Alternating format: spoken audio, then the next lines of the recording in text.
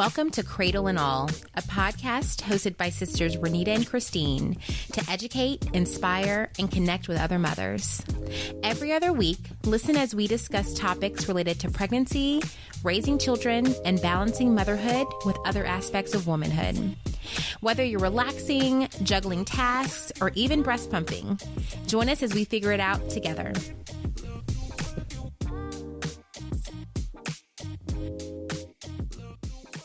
Hello, you guys. Welcome back to Cradle and All. This is Renita. And this is Christine. Welcome back, everybody. We are so excited to have you here. You know, what were you up to this weekend, Christine? What did you have going on? It was a pretty mellow weekend. I just come back from Barbados the week before. So I was really just relaxing and spending time with the family. But the most memorable thing, which I'm sure we're going to be talking about for years, is that Dakota headbutted me and sent me to urgent care. I swear, I thought he broke my nose. It's still very sore, but it was the perfect angle. And he just flailed right into my nose. How did that even happen? Like, describe what happened. I'm still confused. Oh my God. Well, we were sitting in my bed. Dallas actually slept in on Saturday morning. So I was like, okay, let me get a slow start to the day. We were in bed. I put on some Elmo and we were just in bed together. He was sitting in my lap and I was like, okay, I'll get a couple more minutes of sleep. And so he was sitting, the way I was sitting was behind him. He was in front of me and he just, with all his weight and maybe even some strength, shot his head back right into my nose.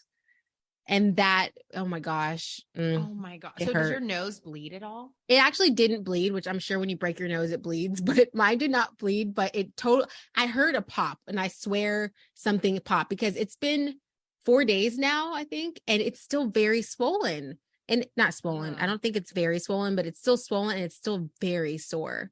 So he felt bad. He's only 2, but I know he felt bad because I was crying and he kept hugging me. Oh my gosh. Well, I hate that was the highlight of your weekend. Oh gosh. Well, this weekend I was at the Mompreneurs in Washington, D.C., like Baltimore area. And that is a conference that's put on by District Motherhue. So it's a collection of Black moms who help to support other Black women in the community, but it's gotten so big. It's the 6th year in a row.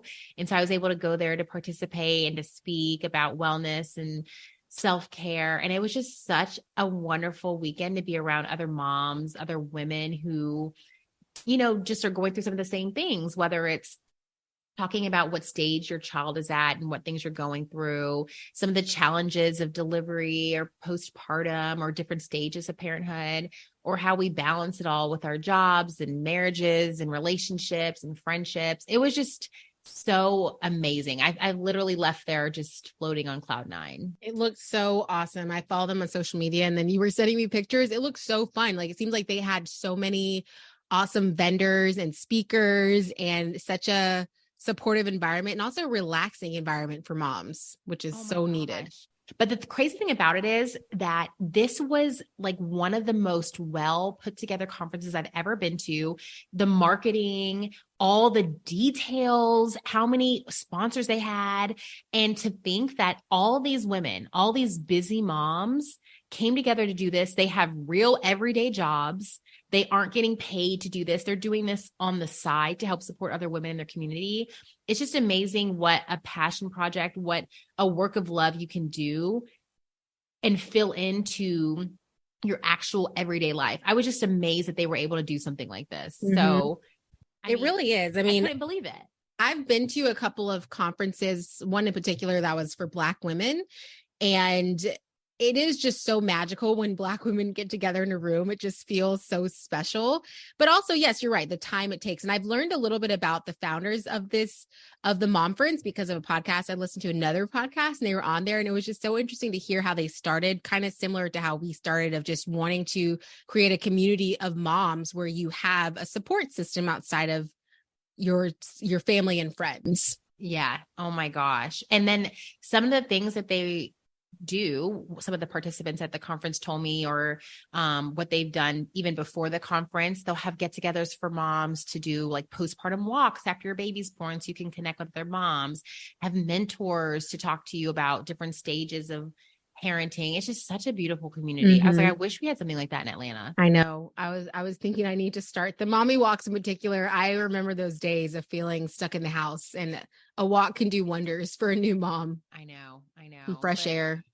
So I think it ties in so nicely about what we're talking about today. Like, these women found a passion of what they wanted their lives to look like. So they have their day jobs, some like career women who are CEOs and execs or anywhere along the spectrum of work. They have to go home and take care of families and kids. And then they had time to put together a whole conference or have a whole community of things that they do.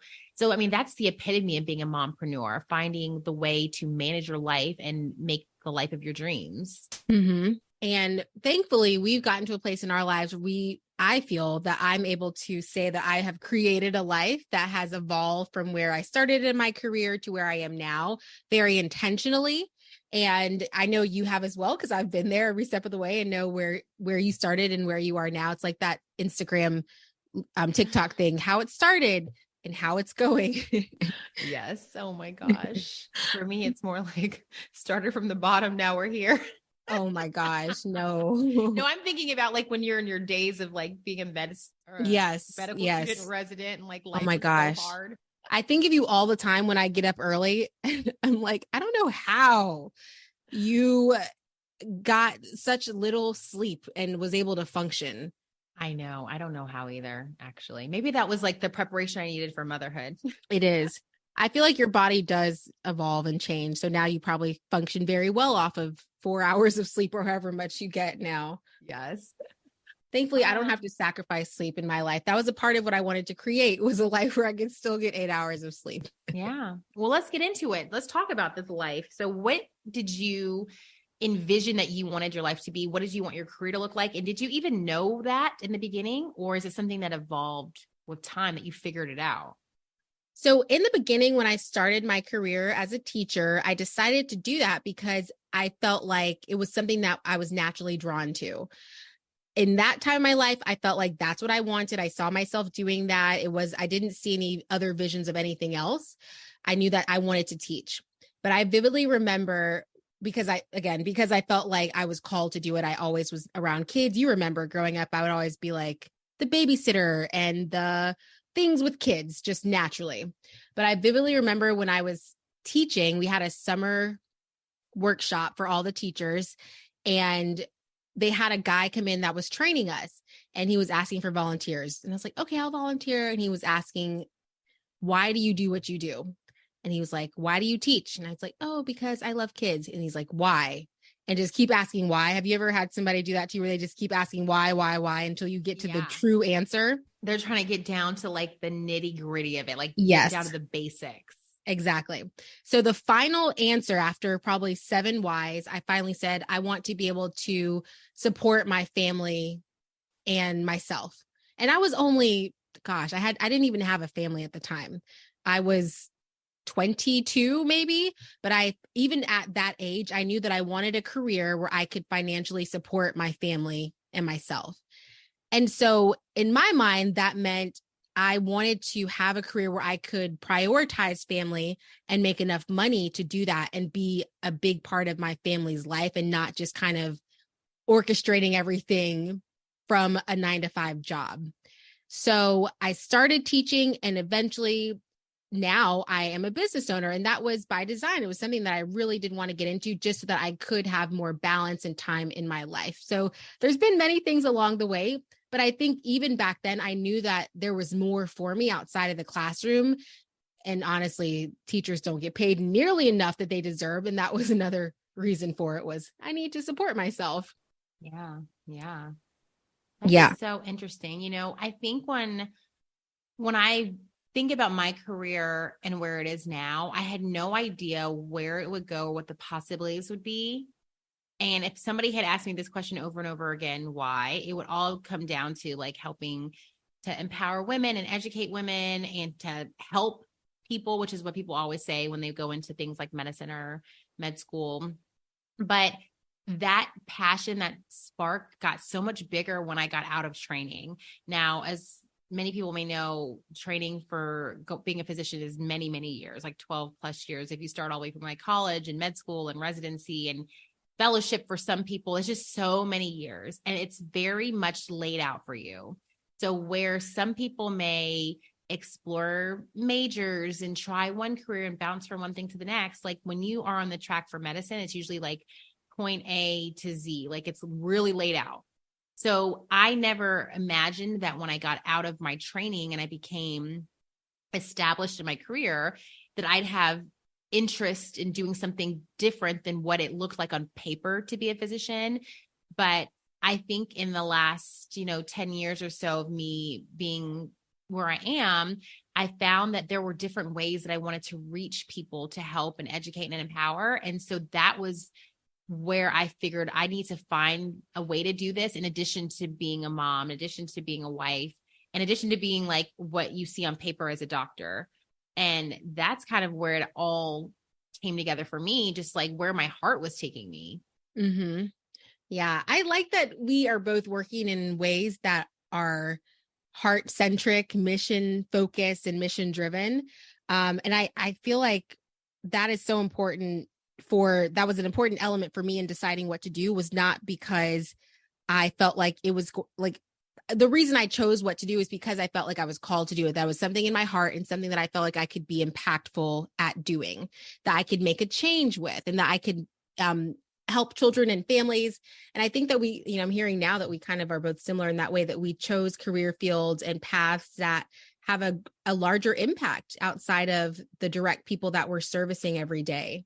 Yeah. And that's so true. And I'm really curious to hear how you balance that drive, that passion with your everyday life. And I know today we'll talk a lot about like logistics, about schedules and stuff like that. But sometimes I find for me, as what I would consider an entrepreneur, having a private practice as a small business, and then also taking care of patients who, I take care of in the middle of the night, sometimes it can be hard to turn off. Like, I don't just like leave the hospital after a shift where my shift ends, I may not have finished my part of the care with the patient. Maybe they're still in labor, or maybe still in the hospital and my shift is off, but I'm still thinking about them. I'm still checking in.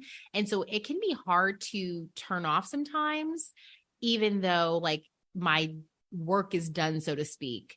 And then I don't want that to overflow into my time with my family. And I'm sure you may experience that too, because as a business owner, you have staff, employees, clients, making sure that everyone's taken care of. So how do you balance that? Yeah, that is so true. I feel like even outside of this career I'm in now, as an educator working as a civil servant, you're always thinking and doing beyond 40 hours a week for your families, for your clients, however you want to phrase it, the students. But before I answer that, I just want to make sure that folks understand what I do, because I know we've talked about it, we've alluded to it in other episodes about the nanny agency, but just want to, for the purposes of folks who may be listening for the first time today, maybe starting by saying like what we both do in our careers. So for me, my career is, I'm the owner of a nanny agency called Twinkle Toes Nanny Agency. And my role is to facilitate the connections between nannies and families, hire the nannies, get the families, and manage my staff and do all the marketing, promotion, administrative task management, really overseeing the business. And it's a full-time job, but at the same time, I am able to create my schedule and block out times for the things that I value outside of work. But Renita is right that it is so hard to turn off. I mean, I was just, like I said, I was in Barbados visiting family last week and I was working. I have to work. There's no day that I cannot work. And also it's on my mind, even if I know like, oh, it's the weekend, or I'm at the pool, at the beach, in the shower, I'm thinking about the business, which to me is exciting and doesn't feel, I think the difference here is that it doesn't feel daunting. And it doesn't feel out of my control. And I don't feel coerced to do anything. Like I get to do this because I'm doing this because I get to do it, not because I have to do it. So that's a mindset shift. And maybe I should have had that mindset shift when I had jobs, because I still was committed. But to me, it doesn't turn off, and I'm okay with that. Thankfully, my husband is too, because I talk to him about it all the time. He doesn't get tired of me talking about work all the time. But I feel like I I know where to draw the line. I still can do fun things like going out of town, being with friends and family, but I think about it so much because I care so much. So I don't know, like for you, maybe it's different, but I just feel so invested. Like I feel like my best thoughts come when I'm in the shower and I want to go do something about it when I get out. Yeah. Well, so a little bit about what I do. OBGYN, which is basically a physician that takes care of women's health from all aspects of life. So I'm seeing young teenagers, women all the way through menopause and older, taking care of general wellness needs in the office. So think like pap smears and annual checkups. And I also deliver babies. So that's the obstetric parts of things. So coming in for prenatal care visits and deliveries, which means that I'm on call. So I don't work like 9 to 5 hours, so to speak. I may be doing 24-hour shifts where I'm on call. Some of those may be in the hospital the whole time. Some of those are bouncing back and forth between home and to the hospital. And then over the weekends, when I do call, I'm usually doing 72 hours. So having to be available, bouncing back and forth in the hospital from Friday to Monday morning. And then in addition to your general wellness and office kind of work, as a gynecologist, I perform surgeries. So I'll do anything about the pelvis. So hysterectomies, ovarian cyst surgeries, anything that has to do with that. So with that catch-all bit that I do and that kind of schedule, there are no exact opportunities to say I'm going to turn off completely. So especially on those times when I'm on call over a weekend, I may be at my kid's soccer game and I don't have anybody in the hospital right now, but if somebody is in the hospital, I have to be prepared to go. So there's a lot of coordination. Or maybe I'm at that soccer game and somebody's in labor, but they have a ways to go. I still mentally have to be ready to address any needs that come up. So it's a very interesting dynamic to kind of bounce it all together. I think the way that I try to do that is with boundaries, and I'm really bad at it, but I'm trying to be better. So boundaries being that there are certain times where I'm just going to be unavailable. So if I'm not on call, if I'm not doing a surgery or have a patient in the hospital, once I'm out of the office, I'm not going to be available to anybody unless it's like a true emergency. And I don't know if you have the opportunity to do that, Christine. But there are times I just have to do that. Yeah. I try to set those boundaries as well. I try to encourage everybody to email me, not call or text. I like now that I have a staff, when there's events, I'm now able to delegate more and trust that they have it all taken care of. And that helps with your productivity and your output when you are able to outsource and hire a staff and have people to support your achievements of your goals and visions for your business or whatever it is that you want in your life. So that has been one way that's been helpful for me, is to have a team of people who are also working the business and also my house too, some things that I have inside the house. So that's one way that I balance it. And yeah, the boundaries, I do set those. I try to say like on the weekends, I don't work, even boundaries for me. I have to set my own boundaries by saying, I'm not going to email people after this time or before this time. And that, I'll have them all saved in the outbox, but I'm not going to send them. So also respecting other people's boundaries and kind of like global rules of work.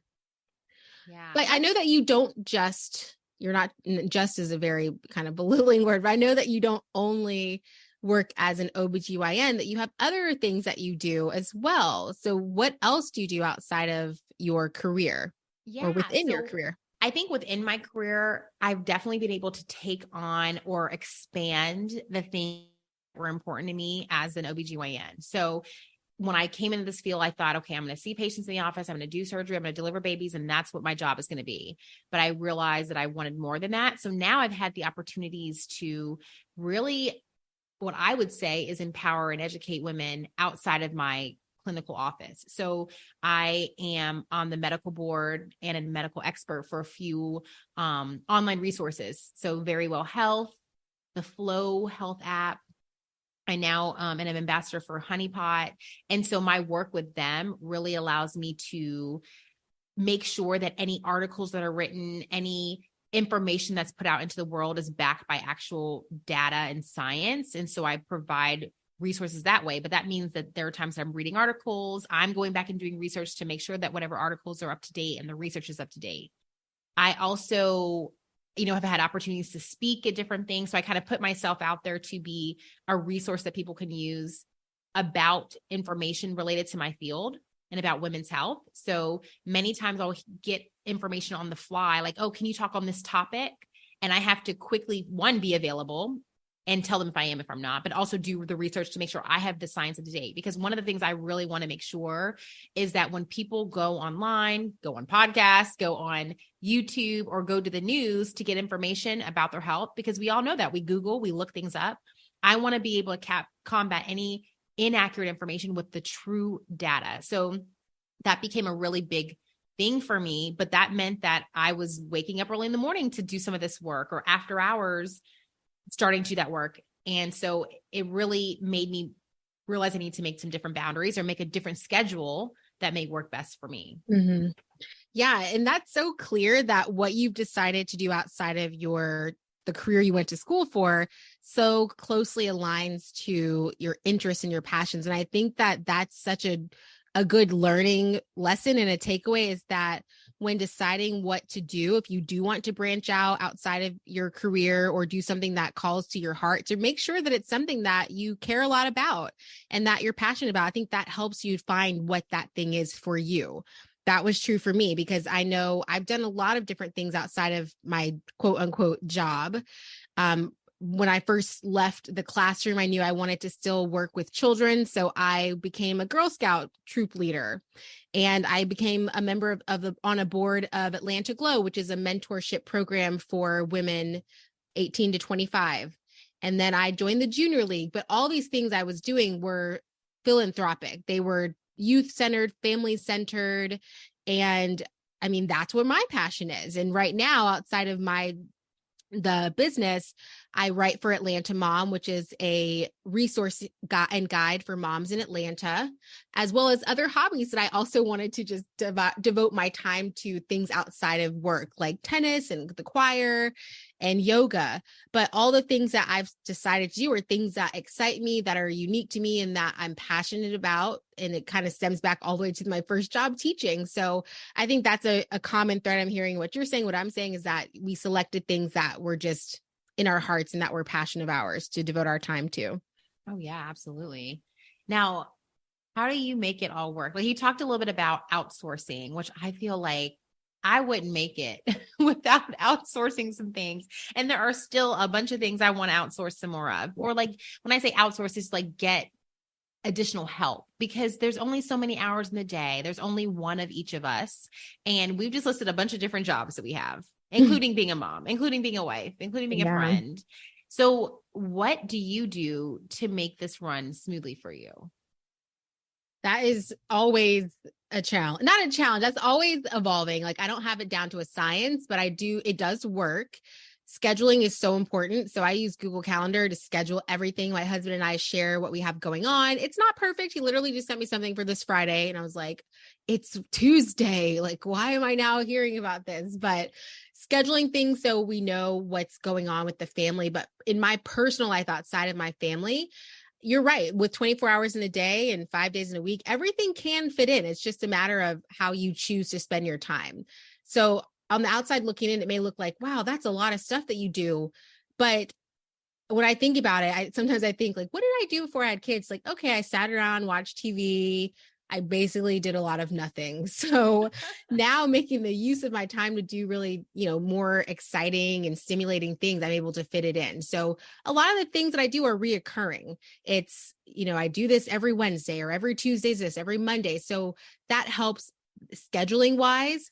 And I think I forgot to mention also, I do consult with Scholastic. So that's still the teacher in me and the educator in me, getting that side, connecting with teachers and being in schools. But again, it's just a matter of scheduling things in when there's availability, and also making sure that if it can't fit, maybe it just won't fit.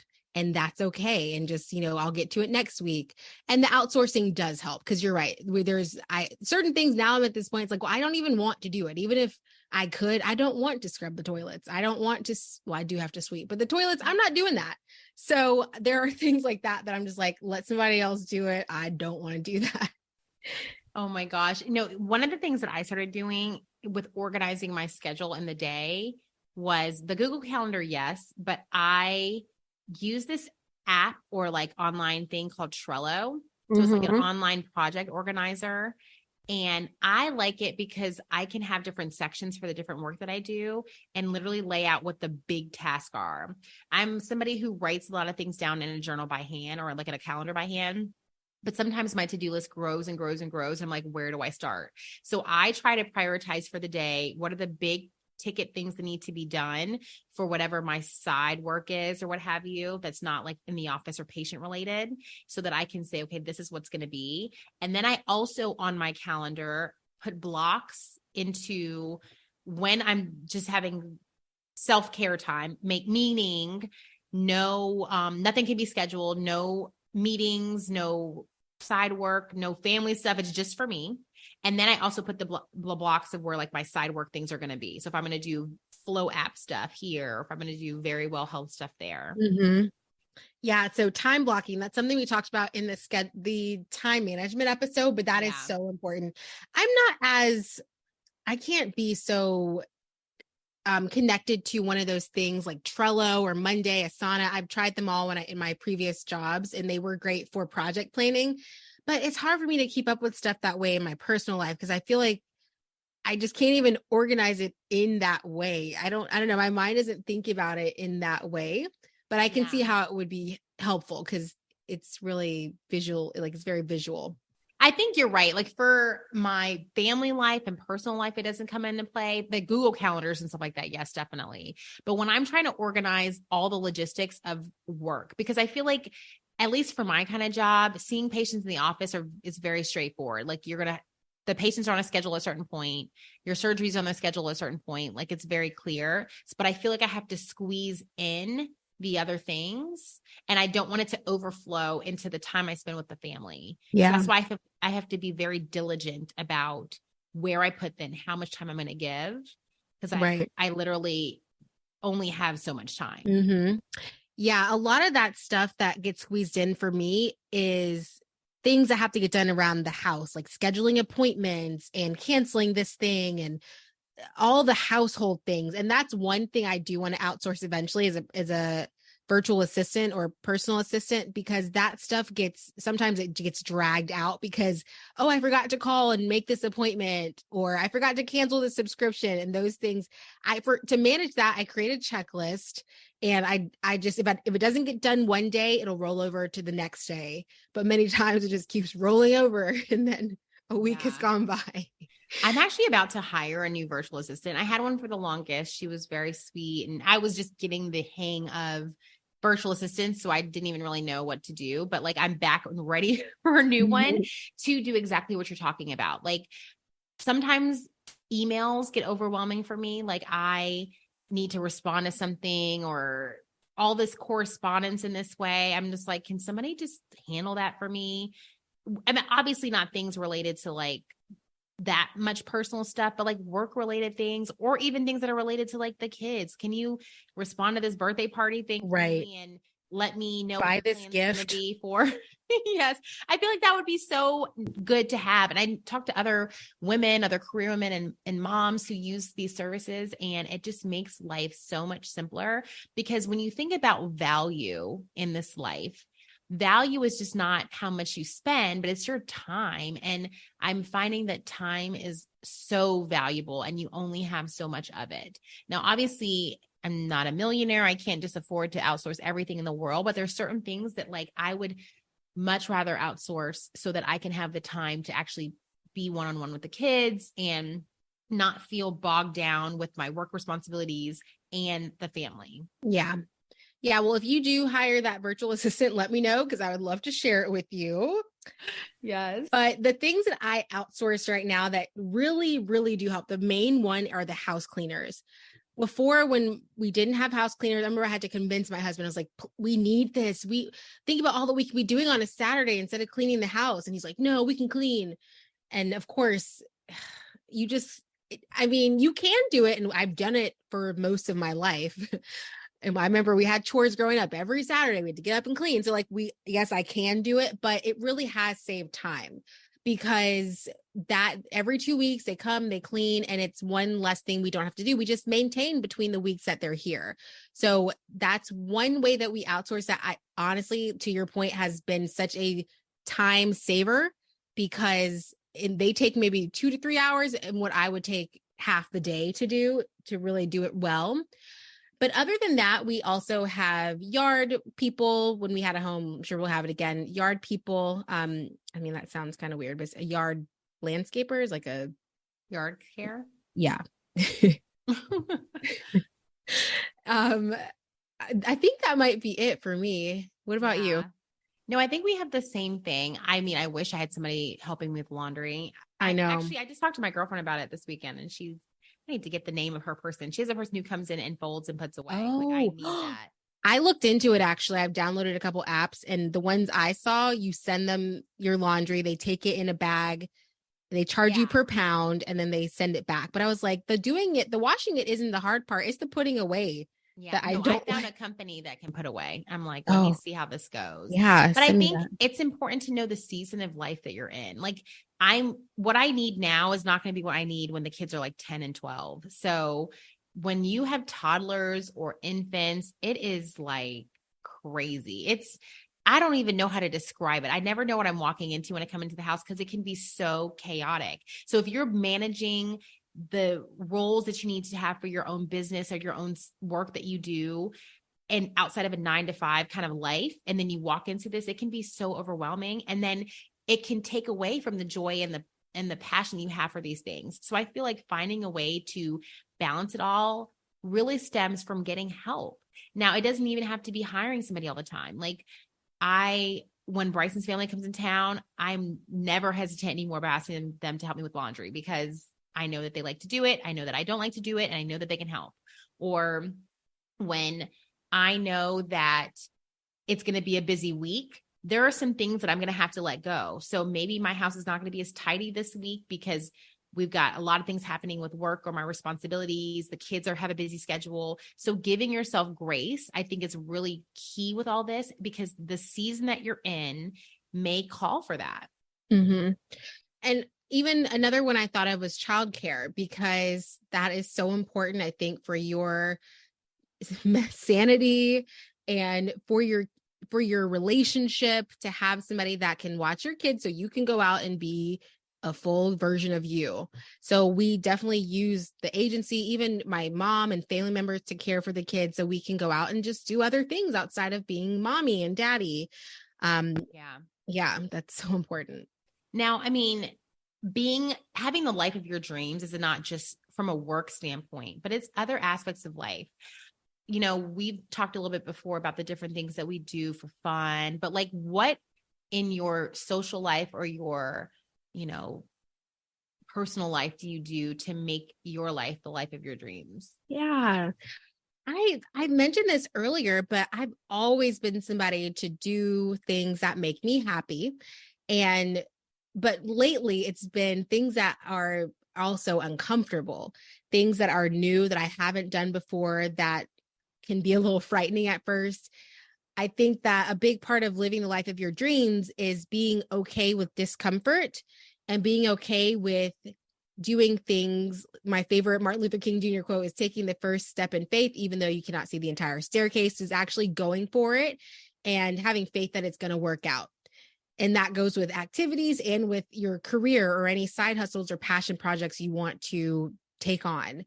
So the things I do is, first and foremost, I make time for my friends and my family. Like, I value spending time together, doing fun things together. I mean, last Friday, my kids, I forgot, we did do this last weekend. I took them out of school early just so we can go to strawberry picking. I was like, I've always wanted to do that before it gets out of season. Let's go do this right now. So I picked them up early. We drove an hour away and we went strawberry picking. Then we came home and we made, what did we make? These oatmeal strawberry bars. Oh, that's so cute. Yeah, it was really cute. They didn't like them, but we had fun making them. It was really cute. They tasted so good. But like, just going out and doing things that will bring you joy in your life. And it might be out of the normal routine and outside of your comfort zone. But if it brings you joy and it's something that will fulfill your life, why not do it? So this year, I've mentioned this, I took up tennis and the choir, and I love both of them. They're both so different, but I feel like they're just for me. It's a time where I get to be by myself and learn something new and use a different side of my brain. And it just feels really good. So those are some of the things I do outside of work, outside of my family. I really think that everybody should have things that they do that's just for them, that also is like enhancing you in some way. It could be reading a book, journaling, working out, but we all need that time to pour into yourself. Yeah. And I think giving yourself permission to do these things are really important. Like sometimes the things that may have held me back from doing things just for me was because I felt like I was doing something for me is replacing something I would do for somebody else. So if I'm going to take time to go to Pilates, that means that I'm not going to be able to play with the kids, take them to school at the time I normally do, or what have you. So I would feel guilt in that. Or if I want to read books in the evening, because that's my thing I've been doing a lot of, is reading a different book every few weeks. That meant that I was not able to do something. So there can be a guilt with that, but you have to give yourself permission because you deserve it. You look at the needs of your family, you look at the needs of your employer, of your whatever it is, and you're going to meet those needs. But don't forget that you have needs for yourself. And it's just as important as the needs for everybody else. Yes, it is. Absolutely. But I know, and that's so true. Like for last night, or actually, let me not take you back to last night, but I was saying that I want to work out. And my husband and I always have that conversation about working out. We want to go. And I'm always like, I don't have time. I don't have time. Just making an excuse if I don't have time. But you have to make time. Just like you said, Renita, like you have the time, but how are you allocating it? You might have to wake up earlier, go to bed later, leave work a little bit sooner. But for the things that you want, you can find time and you just have to make the time to do it. So I know you're an early riser. Like you did not always work out. You just in the past couple of years got into it, and you now go at 5 a.m. Yeah. Right. Yeah. I mean, gosh, I think there's something about being intentional too. Like if I want to work out, if I want to do any of this extra stuff that I do outside of my normal job, I have to make that choice every day. And if I don't want this to impact the relationship I have with my friends, if I don't want this to impact the time I spend with my kids, then what decisions am I going to make this work? So that's where it's like waking up at 5 a.m. for me became my routine. I knew I was a morning person. I wanted to be intentional about getting certain things done. This was the time that I felt like I could do my self-care. So that was the choice that I made. Yeah. And it does take a mindset shift, because for me, I'm not getting up at 5 a.m., but I know I want to work out and be active, but I had to find the time and the way to do that.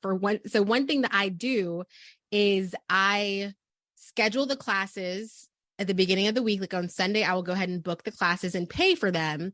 So now I've paid for them. I'm more locked in and more invested. And if I don't want to go, I have to cancel within 24 hours or I won't get my money back. So I do the same thing right. with Pilates. I'm like, you have to cancel 12 hours before you'll get a late fee.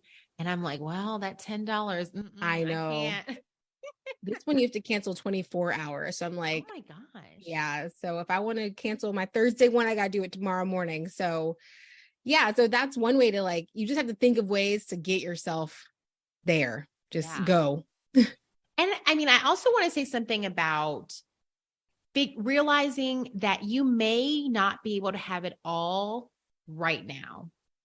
So there may be some things that you have to let go right now and come back around to, because I know I struggled with that myself for a while, where I wanted to do just everything. I was like, I'm so passionate about my job and doing more surgery, seeing more patients. I want to build that volume there. I want to do more speaking engagements and educating people on this platform. And I'm going to have 2 kids and take them to soccer and swimming. And then I was like, okay, that's all great, but I am going to go crazy because I cannot manage this all now. So what can I do now? What is it okay to let go and come back around to? And just because you let something go doesn't mean that you aren't doing a good job or that you can't do it. When you see a person that you admire doing all these things, they may be in a different space. You don't know all the things that took them to get there. So just realizing that when you make this life, when you make the plans to do whatever it is you want to do in this world, it's okay for things to come and go, or to do it in your time. There's nothing better than whatever your time is. Right. Because in my life, it totally was an evolution. When I started my career teaching, that was all I did. And that was enough at that time. Actually, I take that back. I've never only done one thing. I've always had side hustles. I was also nannying. No, you haven't. You've always had a million jobs. Yes. So I was also nannying, but that was my main focus. I didn't feel like I could do anything else other than just work. But as time went on in that career, I started to develop passions and interests outside of that career, maybe that aligned to it, but they were different. So from there, it then stemmed into nonprofit and out of school time and advocacy. Then it was family focused, and then it turned into community service, but they all happened so naturally and organically. Like, it's hard to just say where one started and stopped and how it all happened, but just being aware in my career as time went on and going for it based on what was coming up for me at the time. So when I started to feel like, oh, I'm curious about this thing, it keeps coming up for me, let me explore, I would just take action. But it was never, it never felt like I was just trying to force something, because it was just a natural progression in my life. And I'm sure in 5 years, I will be doing things differently than I am today. I may not be doing tennis and golf, and I might not even be doing this business. Maybe I'll have another business, but I feel like just being aware of your interests and what you're passionate about. And that my awareness came through journaling, going to church, being still, and just thinking about what I want. Because I know for the longest time in my life, I was always like, I don't know what I want to do. I don't know what I'm here for. Like, I was always so concerned that I didn't have a purpose or a passion.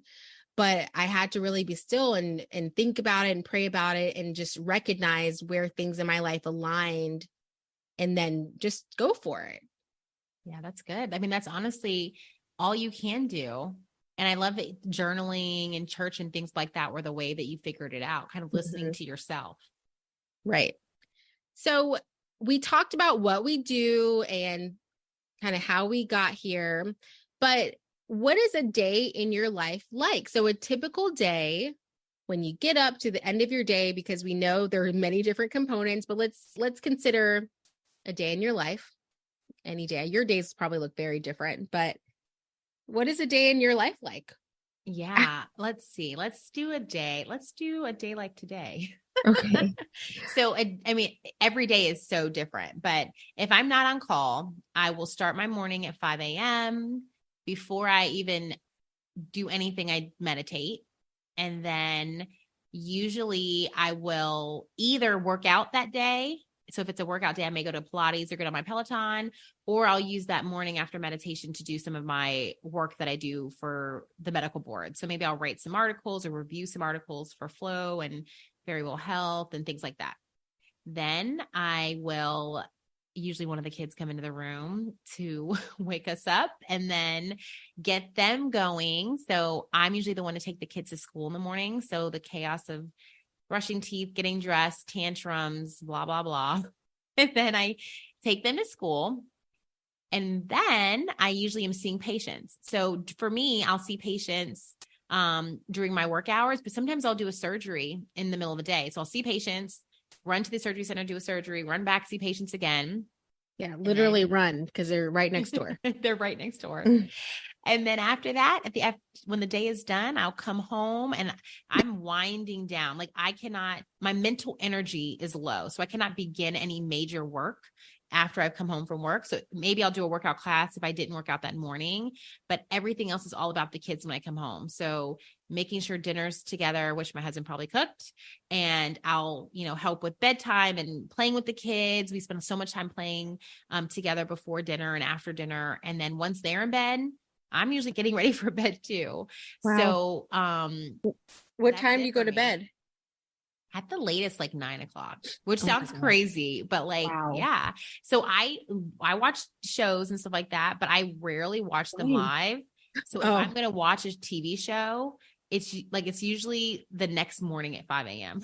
So while I'm doing whatever articles and work I'm doing, like Vanderpump Rules, I've been catching up on. I don't know if you've been watching it. It's insane, but I will watch that the next morning while I'm doing my work. So I do not watch shows live anymore, unless it's like I'll be watching the reunion live because that's just crazy. But yes, but everything else. My friend's having a viewing party tomorrow of the reunion. Oh my God. I know. It's going to be so crazy. I can't. I will be there. But yeah, usually I'll watch in the morning. So yeah, because nighttime, that's it for me. And I've been trying to read more books. So I'll do that before I go to bed. Yeah. It's it. I'm not a late bird at all. No, I am more of a late bird. I go to bed like at 11. Oh my gosh. Okay. Tell me about your schedule. Yeah. But I wake up. So my day gets started with my kids also. Usually my husband, actually, he wakes me up because he is like you. He works out at 5 a.m. And that wakes me up because I'm a light sleeper. I wake up, but I don't get up. But, so as far as my day starting, I get up about 7:30 to 8. And that's with the kids. They'll come in, they'll say goodbye to me because my husband gets them ready and he gets them all dressed. He does it all for the morning. And I basically roll over. I'm like, bye. And then they go. Sounds like what happens in our house when Bryson's the one rolling over. Yes. He's like, go give mommy a hug. And, all right, guys, have a good day. But on some days I get up and I'll go down there with them. I'm sure that'll change when they go to elementary because the school starts early. In elementary, like 6:30, 7. No way, really? Well, they have to be at school, I think, at 7:30, something very early. Okay. 7:30 probably. Mm-hmm. Anyway, so once the kids are up, my workout class begins at 9:30, and that's either yoga or tennis, about 3 days a week. So before then, I'll check emails, get started on the day. I get kind of right into things. I am not a slow, gradual person. I'll get up, grab a coffee, and then get straight to work. And from there, I'll go work out, come home. I usually try to schedule meetings in the afternoon time. Because I work from home, I'm typically multitasking. So I'm doing laundry. I'm doing something around the house. Because of the nature of my job, I might actually have to go in town or go to some meetings or networking events or something like that. So I'm not home all the time. I could be at anywhere in the city. And sometimes I'm doing some scholastic things. So some days of the week, I'm doing some virtual trainings or some in-person trainings that require me to travel locally or nationally. But typically I'm not. So at about 4:00, I like to go get the kids between 4 and 5. My husband and I actually do have a schedule for meals. So I do Monday, Wednesday, Friday. He cooks on Tuesday, Thursday, just to balance it out and give us some different taste of what we prepare for the family. So if it's my day, I'll be preparing dinner around probably a little bit before the kids get home or right when they arrive. We're cooking, and then we'll eat and play and go outside for a bit before the bedtime routine. My kids go to bed at about 7:30 and 8:30 are their bedtimes.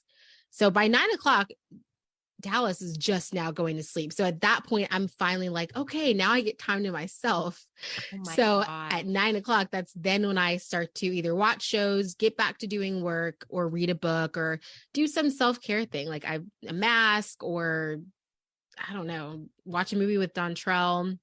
But it's so interesting that their bedtimes are 7:30 and 8:30, and he's in bed by 9. Yeah. So I was thinking about this last night. I was like, is this selfish of me that I put Jackson to bed at 8 because I want to be like, I need to be adult time only at 8:30. Like, I don't know what the appropriate age is, but like, I cannot drag this out any longer. Like, it's, I cannot have him stay up later because it's not good for my mental health. I want Dallas to go to bed sooner, but he just doesn't. I want both of them to. I miss the days of 7, but I feel like the best we could do is 7:30 and 8:30 right now. Okay. It's not selfish. And sometimes I say it's 8:30 and it's only 8. Yes. Oh my gosh. Jackson will be like, let me see the watch. What time is it? I'm like, I'll tell you what time it is. Right. It's bedtime. It's 8. Oh my goodness. That is so funny. But I mean, based on what you shared about a day in your life, it feels very manageable. I mean, it seems like it's not too much to do in a day. And like we said, just making that time to get everything in. Yeah. I mean, but it's all about making the schedule that works for you, because it was not like this even a year ago. I remember feeling so burnt out with things that I loved. And I was like, this is not working. So finding ways to make it work. Or there were times where it wasn't working for Bryson and I. Like, we need to make some adjustments so that he was able to live the life of his dreams while I was also doing the same. So managing those schedules, balancing that out when you have a partner, when you have kids, it can look any way you want it to, but I think that's the beauty of it. And maybe you're in a job where you don't have the flexibility that you wish you had. Maybe you can't change into the career of your dreams, but you can still make the life of your dreams by figuring out what you want your life to look like after work. What do you want your day to day to look like? How do you want to spend time for yourself versus with your friends or your family? Yep, that's true. So if you don't have the job that you love, find things that you love outside of work. For me, I had to be the one sometimes taking initiative to schedule things with my friends, say, hey, let's go on this weekend trip. Let's go here. What are you doing? So knowing that I wanted to be social, I had to start seeking those things for myself, or wanted to do hobbies. I had to seek them out because I knew they weren't just going to come to me. But even if you have a job that you don't love, a career that you don't love, that can also change. You can change those things too. When I've been a career changer a couple of times, actually. I started teaching and now I'm a business owner, but in between that, I had probably 3 different career changes. And I did that by aligning my resume to match those jobs I want, networking with people in those fields that I wanted to get into. Also doing leadership courses. I took some courses through different organizations throughout Atlanta to give me different skills that could transfer into that new career I wanted. So if you're in something you don't like, you don't have to stay there. But how are you going to align yourself to get into the other career that is the one of your dreams, or start something for yourself? With Twinkle Toes, for me, that also started as a side hustle, knowing that it was eventually my long-term goal was to have that be full-time. I had to do it as a side hustle, short-term, for about 6 months to a year, until I was in a position where it could financially sustain me and surpass my income with my previous job. So everything in time, but it's totally achievable.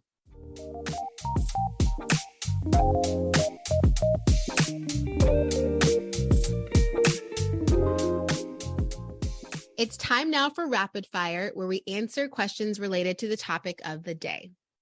So, first question, what is one thing that you have done that has made your life more efficient? For me, time blocking, because if I don't get it done within a certain period, then it's not going to happen. So that helps me to more quickly prioritize. My life is made more efficient by hiring staff people with my business, because it really does free up my time to do more things that are out of the weeds, less administrative, and more strategic, less tactical. That's good. On your best mornings, what is one thing you do to start your day? On my best morning, when I think best, I'm thinking more the most efficient, getting everything done kind of day. So that's what I think of best. So the way that I would start my day is to not snooze and to meditate, because it just sets the tone. If I snooze 3 times, we're probably off to a rough start. Oh my gosh. I haven't woken up to an alarm since napping. I think the last time I set an alarm was when I took a nap. Oh my gosh. I literally have to recycle my alarm sounds, because if I've had it for too long, I become immune, and it's like, this is not going to work. Oh my God. I've even set an alarm once, this alarm app called Alarmy, where because I was having a hard time with snoozing, it requires you to do like math and put a puzzle together so that you have to use your brain, which ultimately forces you to wake up. So that's the only way the sound will turn off, is if you solve the math problem. I literally had to do that at one point in my life, because I was having the hardest time waking up. Now it's not a big deal because I'm a morning person. I wake up easily, but isn't that crazy? Like, I would not solve that. I would turn my phone over. You know, when I was using it back when I was nursing, when I was pumping for Russell, he was in the NICU. So he wasn't actually there to cry and tell me that he needed the milk. And I was having the hardest time waking up every 3 hours. So I was using that alarm. Oh my gosh. Wow. Well, on my best mornings, I judge that based on how refreshed and peaceful my day is starting. Like I said earlier, I get started, I basically go right into work. I want to have, when it's my best morning, it's a more slower start to the day where it's like, oh, let me light a candle and slow down and journal and sip my tea slowly or my coffee slowly. So my best mornings, it's one where I start the day being very present and not already thinking about what's next. What about on your best evenings? How do you end the day? So that is how I know it's a good evening, when I can have a slow end to the night. So many times after the dash of dinner, baths, bedtime, all that stuff, I'm so exhausted. I like can barely wash my face and get in the bed. But if it's a good evening, that means that I feel energy enough to get my tea, maybe watch a show, read my book, but I can like take my time and relax and enjoy the evening. So that's how I know it's been a good end of the day on my best evening. My best evenings would be great if, or how I know it's been a good day is if when I look around the house, everything's in place, it smells good, it looks good, and everything feels prepared and ready for the next day. Because I feel like the clutter, the chaos, when I work from home, so when everything seems in disarray, that makes me feel frantic at the start of the next day. So if everything's in place going to bed, I feel like I can just close my eyes and wake up feeling refreshed and prepared for the day ahead without having to get up and start cleaning up and putting things away and, tidying up and just doing stuff. Yeah. So do you prefer coffee or tea to, well, maybe both, but which one do you prefer? Interestingly, both. Well, coffee in the morning. I have to have a cup of coffee in the morning. And at night, I have a cup of tea before bed. Yep, me too. And I sometimes have tea throughout the day as a little pick-me-up. What advice do you have for a mom wanting to create the life she wants to live? Honestly, it would be to put yourself first. And that is not a thing that moms usually do easily. It's hard for women to sometimes put themselves first when they have so many responsibilities on their plate, but it's possible. So by putting yourself first, it doesn't mean that you're putting anybody else last, but thinking about what you need to make this life that you want lived. What is it? How are you going to jump into this new career? How are you going to make this change? Don't be afraid to put your needs first. Mm-hmm. Yes, you definitely have to do that. My advice would be to live fearlessly. I feel like from personal experience that fear can be the thing that holds you back in life. Is if you're too afraid to pursue what you want to pursue, to try what you want to try, to go on that vacation. Of course, it takes planning, but the first hurdle is that mental block that's preventing you from even thinking that it's possible or doing what it takes to achieve what you want. So I would say choose to live fearlessly and then start doing the things that might scare you and terrify you, but are things that are truly your call to do. Yeah. Do you have a scheduling tool that you recommend? We talked about all the different things we do in Juggle. What tools do you recommend, or a tool you recommend for folks? Yeah. It's so crazy. I use so many different things and I haven't figured out the one I like the most. Even though I mentioned Trello earlier, it's still new to me. But to be honest with you, I use a good old fashioned handwritten calendar. So I find the cutest one I can for the year and I write everything down there and I back it up on things like Google or calendar because so other people can see it. But if I see it in color in my color pencils in my own calendar that I've written, it works the best for me. Yes, I also love writing things out, writing schedules. Google is ultimately what I would recommend because everyone uses Google. You have the apps. There's so many reminders that you can receive, and there's like no way that you can miss appointments with your Google alerts. So Google is mine. What is your favorite outsourced service that you currently have? So what I currently have, I mean, there are things for around the house, but when it comes to my career, when it comes to the work that I do, I don't really have an outsourced service currently. So I intend to rehire a virtual assistant, and I anticipate that will be my favorite. Mm-hmm. But I mean, as a physician, I have a medical assistant, which is kind of like having an executive assistant. So that is actually really helpful for me because they help with some logistics of contacting patients and emails and scheduling and things like that. So I have an assistant in a kind of way, and that I think is helpful for me. Mm-hmm. My favorite service are the cleaners. Now I've mentioned cleaning twice so far in this rapid fire, but it just feels so refreshing when they come and clean the house. It feels like, I don't know, it feels like a film has been cleared out from the home. Yeah. So I love that service because I do not like cleaning up after 4 boys. Well, 3/2 pets. 5. Yeah. No, if my kids come over, it'll be like 5. Maybe 3, 6 if you add Bryson in. 3 males and 2 animals. And me. So it can get messy. So what is next for you in your mompreneur, entrepreneur journey? Interestingly, I want to accelerate things with my career while also slowing down. And what that means is Jackson's going into kindergarten this fall. I want to be able to adjust my work schedule so that I can come in later and walk him to school because it's walking distance. I want to be able to have certain days off when he has his like digital at home days. So that's the slowing down component of things. I want to have more time off. But in order to do that, I feel like doing more of some of the in-office physician type work would allow me to do that. It will give me that flexibility so I can do work outside of those hours. So I want to explore a little bit more the healthcare work that I do outside of the office so that I can have that flexibility with the kids. Mm-hmm. What about you? I always think about my business, and I have so many goals that I want to accomplish with the business. But outside of that, we're moving. So getting transitioned into our new home and really making it a home. We've had so many homes together in our short 5 years of marriage. This will be our 3rd home, but like 5th place we've lived together. And just really getting roots down and making it feel like a home, putting pictures on the wall, wallpapering, all the things that make us feel settled.